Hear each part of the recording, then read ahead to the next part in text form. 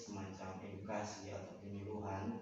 Kan ini ibu sudah boleh pulang, jadi saya akan memberikan edukasi bagaimana nanti peran keluarga ketika pasien pulang ke rumah. Nah, ini kegiatan ini judulnya semacam memberikan psikoedukasi, yaitu edukasi kepada individu, keluarga ataupun kelompok. Jadi di sini kan kita sebagai keluarganya pasien, jadi saya memberikan edukasi tentang peran-peran dari keluarga ketika sudah di rumah. Ini kan ibu dia mengalami gangguan mental atau biasa disebut gangguan jiwa, yaitu pikirannya yang kacau. Jadi selama di rumah sakit sudah dapat pengobatan, kemudian ada tindakan-tindakan dari dokter. Jadi ketika pulang ke rumah, bagaimana peran keluarga di rumah? Yang pertama itu seperti mengawasi dia minum obat, kemudian melihat atau mengontrol ketika pasien waktunya mau makan, kemudian waktunya dia istirahat sore, malam, kan dia harus dibatasi aktivitas-aktivitas yang berat.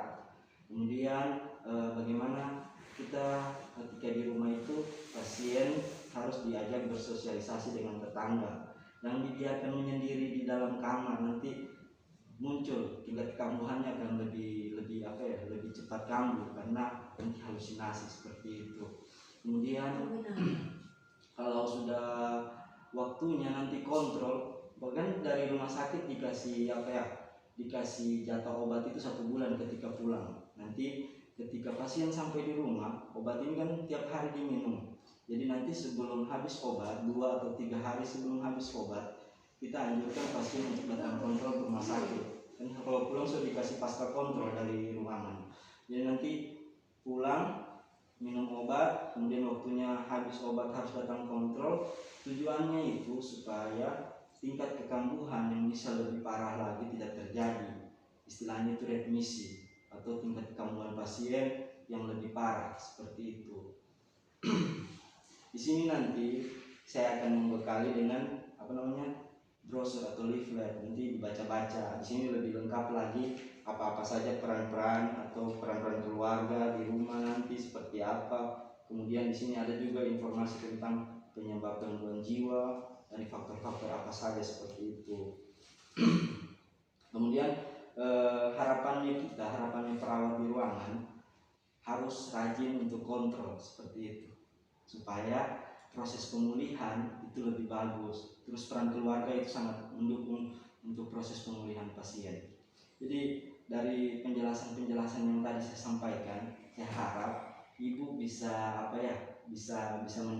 bisa menyerap apa-apa saja selain nanti saya kasih brosur supaya lebih enak lagi untuk dibaca. Kemudian di sini kan lebih lengkap. Jadi saya harap ibu bisa menerapkan semua itu yang saya jelaskan tadi. Dari semua penjelasan tadi, apakah ada yang kurang jelas? Kemudian apa lagi?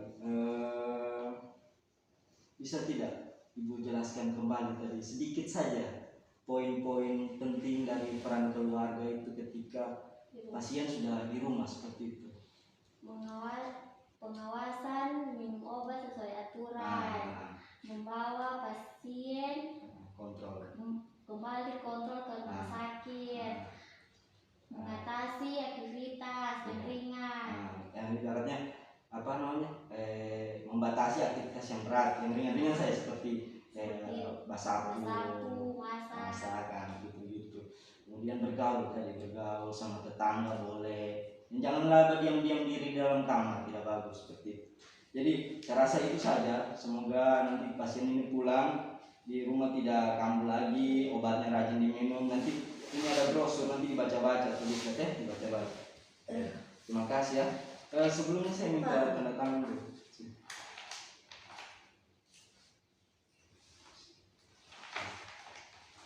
Ini nama